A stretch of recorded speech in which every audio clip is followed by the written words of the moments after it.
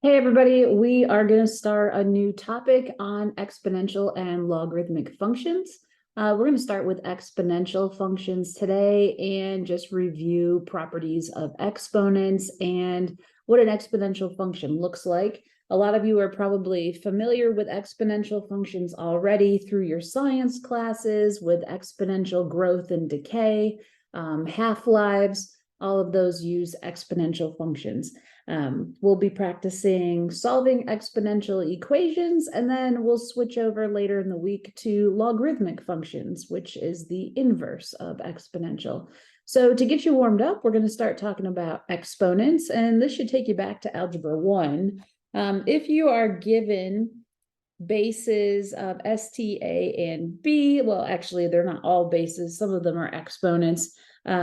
If we have these setups in 1 through 6, and we assume that A is greater than 0 and B is also greater than 0, then we can use these properties. So to start us out, when you have the same base and you're multiplying, you're just going to simply add the exponents. So this would be A raised to the S plus T. And you would simplify, if you had numbers there, you would simplify from there.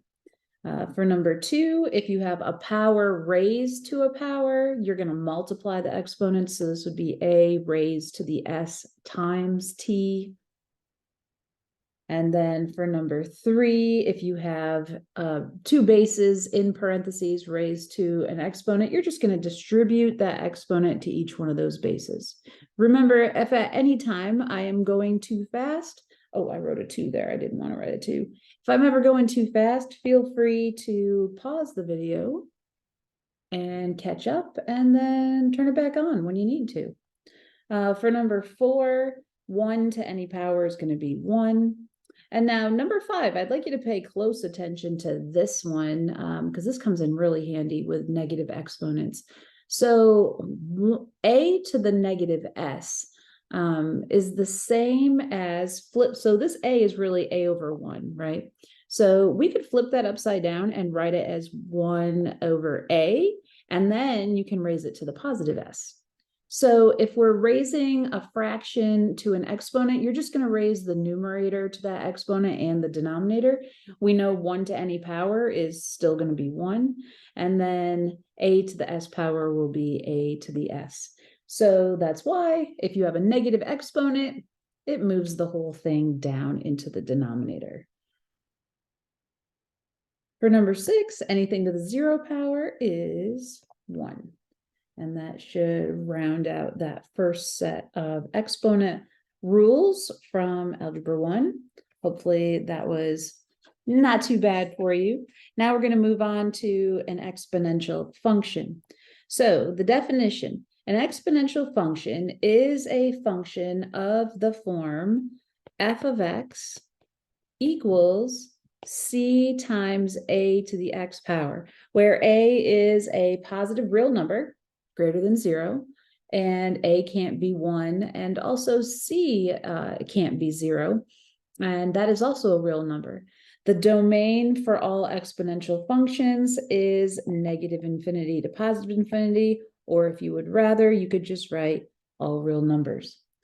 The base a is called the exponential factor. And because f of 0 equals c times a to the 0 power, well, we know that anything to the 0 power is 1, so c times 1 is just c. C is called the initial condition. Okay, there's your definition. Properties of an exponential function. So if we were to actually look at the graph of an exponential function where a is greater than 0, I do want to clarify that these properties are for when you have a base that is greater than 0. Okay, so the domain is the set of all real numbers, or negative infinity to positive infinity, using interval notation. The range is the set of positive real numbers, or 0 to infinity using interval notation. So little note there, positive real numbers is your range. There are no x-intercepts, and the y-intercept is 0, 1. The x-axis, which is also known as y equals 0, is a horizontal asymptote as x approaches negative infinity. We could write that as x approaches negative infinity, comma, y approaches 0. For f of x equals a to the x, a is greater than 1 is an increasing function and is concave up. So concave up means that it is like a cup, concave up like a cup. So it kind of has that up, face up, like a parabola almost, only it's not an entire parabola, just one side. The graph of f contains the points. It'll always have -1, 1 over a, 0, 1, and 1a. As you can see down here in the graph, those are labeled. It's a nice, smooth, and continuous curve, no sharp corners or gaps. So that is f of x equals a to the x when a is greater than 1. Feel free to pause this if you need to. I'm going to move on to decreasing. So we can also think of an exponential function when the base is smaller than 1. And in this case, the base is between 0 and 1.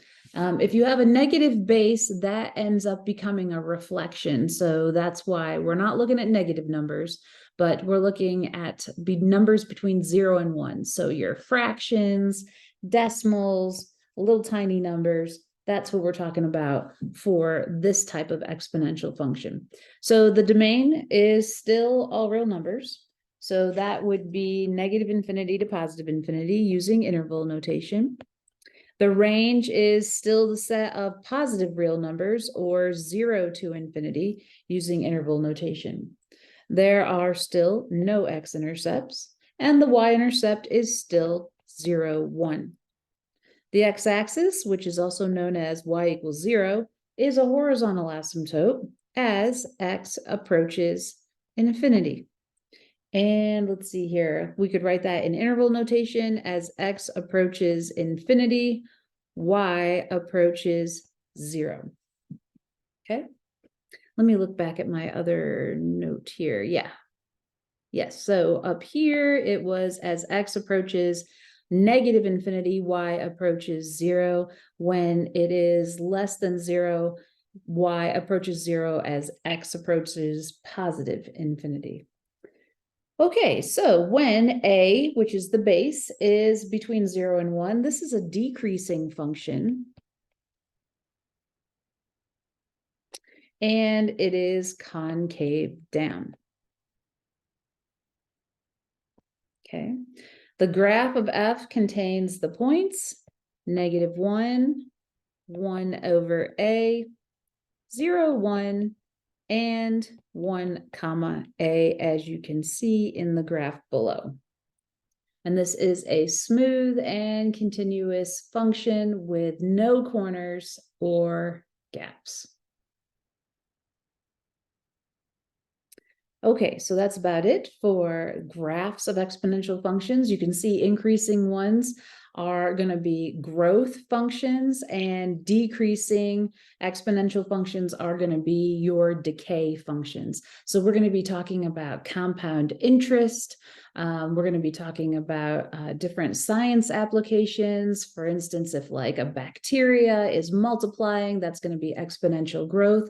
We're also going to talk about half-lives and carbon-14 dating. And so that is going to be exponential decay. But before we get into all of that, we need to learn how to solve some exponential equations. And today we're only going to focus on the kinds that have bases that sometimes are the same, sometimes the bases are different. And I'm going to help you change these into like bases so that we can use this property. So up here in the box, there is a property. If a to the u power equals a to the v power, then, well, we can say that if their bases are the same, we have an a as the base for both of those, then that means their exponents are also going to be the same. So we're going to say u equals v. So if the bases are the same, you're allowed to drop them off and just work with the exponents. Set the exponents equal to each other and solve using your algebraic methods that you've learned. So let's look at example A. You have 2 raised to the 3x minus 1 power, and that equals 32. Clearly, we don't have the same base. We have a 2 on the left-hand side, and we have a 32 on the right-hand side.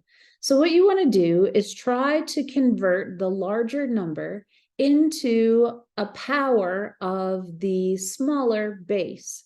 So thankfully, 32 is a multiple of 2. And so we could rewrite 32 with a base of 2. So if I do that, it would be 2 to the 5th power. So 2 to the 5th is 32. 2 times 2 is 4. 4 times 2 is 8. 8 times 2 is 16. 16 times 2 is 32. So we could rewrite 32 as 2 to the 5th. Over on the left-hand side, we just recopied the 2 raised to the 3x minus 1. Now that we have the same base on both sides, all you have to do now is focus on their exponents. So 3x minus 1 is therefore going to be equal to 5. So you write 3x minus 1 equals 5. Now, this is a 2-step algebra 1 problem. It goes from like a kind of complicated pre-calc problem, turns into an easy algebra 1 problem. Solve for x. So add 1 to both sides. 3x equals 6. Divide by 3, and x equals 2. Of course, at the very end, you should always plug this back in and make sure it works. So if I plug this back in, 2 raised to the 3 times 2 minus 1 should equal 32. Oops, should write that a little bit better.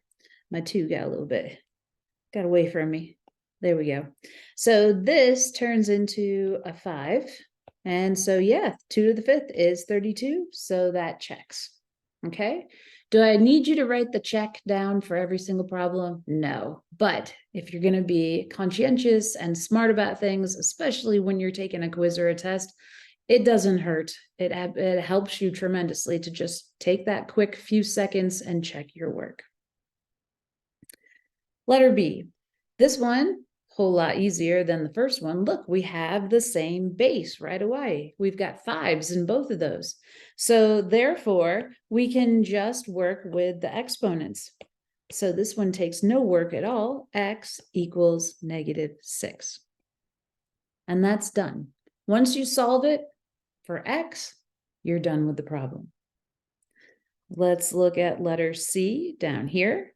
So for letter C, you have 4 raised to the 2x minus 5, and then you have a 1 over 16. So I'm thinking to myself, all right, I gotta rewrite that 16 somehow. I know that 16 is 4 squared, but it's down in the denominator. So to get it out of the denominator, we're going to use that rule with negative exponents. So 1 over 4 squared is the same as saying 4 to the -2. Okay, so you can bring this up out of the denominator, put it into the numerator, but when you do, make sure that you change the exponent to negative. Okay, so we can rewrite this over on the other side here, equals 4 to the -2. Now we have the same base. See, we have a 4 here and we have a 4 here. Once those are equal to each other, all you have to worry about now is working with the exponents. So 2x minus 5 equals -2. This is a 2-step algebra 1 problem. Add 5 and divide by 2, and you get 3 halves. So x equals 3/2. If you need a little bit more time to sit and think about how this was done, feel free to hit pause on the video. Let's look at letter D. For letter D, you have a base that's a 2 and you have a 4. So let's take the bigger number and try to write it in terms of the smaller base. So 4 we know is the same as 2 squared. So 2 to the 2x minus 1 equals 2 squared. We have the same base, so just take the exponents and set them equal to each other. So we can say 2x minus 1 equals 2, and then add 1, divide by 2, and x equals 3/2.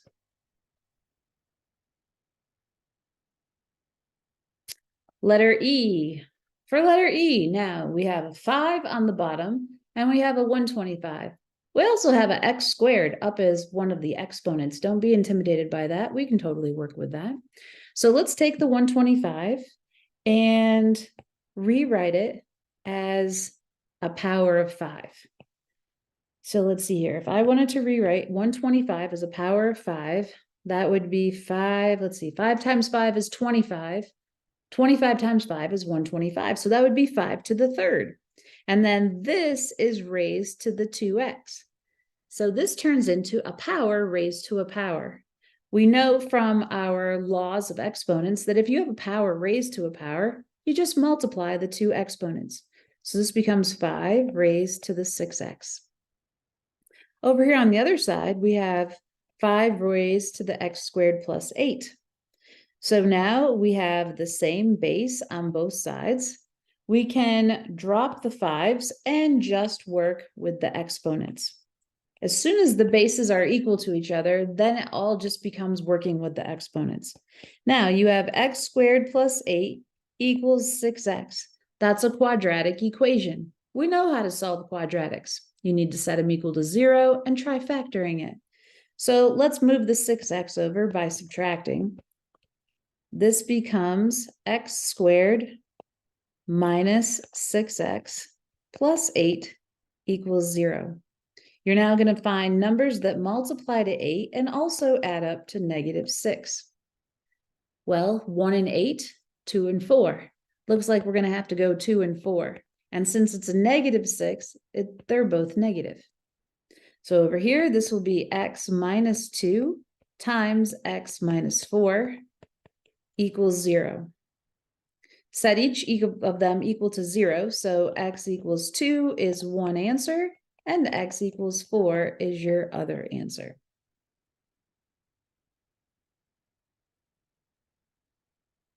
Okay. Remember to pause if you need to. Here's letter F. Now, this one, we have 3 different bases. We have a 9, we have a 27, and we have a 3. So what I would do is I would change these all into a base of 3. 9 would have been okay. Actually, no, 9's not going to work, is it? Because 9 times 9 is 81. So we've already bypassed 27. We've got to use 3 as a base. That's the only thing that's going to work for all 3 of those numbers. So if I take 9 and I rewrite it as a power of 3, this is going to be 3 squared. And then that's going to be raised to the 2x. Times, now 27 is 3 cubed. And that's going to be raised to the x squared. And then this is 3 to the -1. So we have a power raised to a power in 2 different spots here. So here and here and here and here, we're going to need to multiply those. So when I multiply, this becomes 3 to the 4x times 3 to the 3x squared, like that, equals 3 to the -1. Now, there's also something else that's kind of new going on here. We haven't seen this before. You have 2 bases that are being multiplied. So you have 3 to the 4x times 3 to the 3x squared. And so there's a rule for that too. When you have the same base, you are going to add the exponents. So we can get rid of all the 3's on the bottom here and just say 4x plus 3x squared equals -1. That changed into addition because when you multiply with numbers that have the same base, you add the exponents. So that's why that turned into addition. That's one of our rules. This is a quadratic. So let's get it in descending order and have it set equal to 0. So 3x squared plus 4x plus 1 equals 0. Now this one we kind of need to do out the long way. You're going to do 3 times 1, which is 3. I need numbers that multiply to 3 and add up to 4. So the only thing we've got there is 1 and 3. We don't have any other choices there. I think I'm going to write the 3 in the front. We got to do this the long way. So let me bring it over here. So this will become 3x squared plus 3x plus 1x plus 1 equals 0. You've got 4 terms. When you have 4 terms, you're going to group. So group these two and group these two. Take out a GCF. So in the first two, we can take out a 3x. You're left with x plus 1. In the second two, the only thing we can take out is a positive 1. You're left with x plus 1 equals 0. These two match. That's a good thing. We want that to happen. So down here below, you get x plus 1. And then on the outside, you put the 3x plus 1 in another set of parentheses, I should say. The 3x and the plus 1 were on the outside. They get their own set of parentheses. And then that equals 0. Solve each one of these for x. So x plus 1 equals 0. Therefore, x equals -1. And 3x plus 1 equals 0. So x equals -1/3. And those are your two solutions for letter F. Okay. And we have G and H. So let's see here. Let's get over here. Here's letter G. So G's kind of got a star next to it, so it must be a special one. Let's see what we got going on here in letter G. You have e to the 2x minus 1 equals 1 over e to the 3x times e to the -x raised to the 4th power. All right, so right away, some of you might notice, okay, here's a power to a power. I'm going to have to multiply those two. So let's do that. I'm going to write it, and I'm also going to take this whole thing and just multiply it by 1. So it'll go in the numerator of your fraction. So -x times 4 is just -4x. And then if we put it in the numerator, it'll be e to the -4x all over e to the 3x. Okay, over here, this is e to the 2x minus 1. All right, so we're almost ready, except on the right-hand side, we have a fraction. And so we could use one of our properties to simplify that. When you have division, you are going to subtract the exponents and rewrite this a whole lot less complicated. So this would become e to the -4x minus 3x. And we know that -4x minus 3x could be simplified. And so that would turn into -7x. Set that equal to e to the 2x minus 1. Now we're ready to roll. You got the same base on the bottom, so all you have to do is set the exponents equal to each other. Drop the e's completely and just say 2x minus 1 equals -7x. I would get the x's on one side, get the numbers on the other side. So if you add 7x to both sides and you add 1 to both sides, you'll end up with, let's see, 9x equaling 1, and then divide by 9, x equals 1/9. So your answer to letter E was 1/9.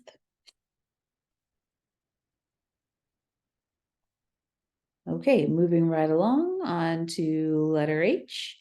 Letter H has a 1/2 as a base. You've got an 8 and you have a 2.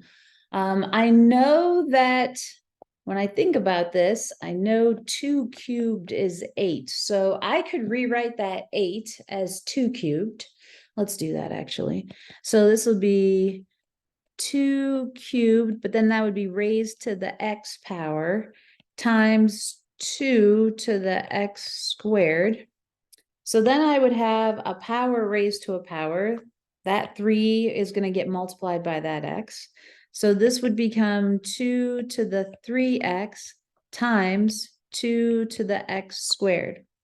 Okay, so I'm going to put the right-hand side on hold there for just a little bit, and let's look at the left-hand side. You have a 1/2. As soon as you see the fraction, think that you can do something with negative exponents. Over here, we need to remember that 1/2 to the first power is the same as 1/2. And I could write that as 2. If I bring the 2 up into the numerator position, I could raise it to the -1. So 2 to the negative first is the same as 1/2 to the positive first. So I could rewrite this as 2 to the negative first raised to the x minus 5 like that. And then I use power to a power. When you do this, don't forget to distribute the -1 to both the x and the -5. So this becomes 2 raised to the -x plus 5. Now we have the same bases. Over here on the right-hand side, back to looking at the right-hand side, you have multiplication right here. When you're multiplying the same bases, remember the property, add the exponents.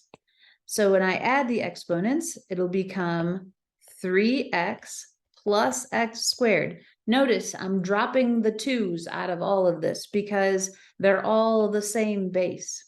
Once you have the same base all the way across, you can forget about the base and just work with the exponents. This equals -x plus 5. This is quadratic because I see that x squared. So that means we need to set this equal to 0 and factor it. Add x to both sides, subtract 5 from both sides. You end up with 0 equal to x squared plus 4x minus 5, like that. You need two numbers that multiply to -5 and also add up to 4. Well, our only choices are going to be 5 and -1. So we're going to do, so we can go right to the shortcut with this one because there's a 1 in front of the x squared. So this would be x plus 5 and x minus 1. Set each of those equal to 0 and solve. X equals -5 and x equals 1. So two solutions for that.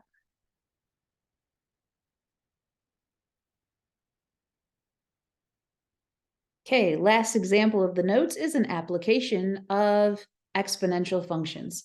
And so between 12 p.m. and 1 p.m., cars arrive at Citibank's drive-through at a rate of 6 cars per hour. That's about 1/10 of a car per minute. The following formula from probability can be used to determine the probability that a car will arrive within t minutes of 12 p.m.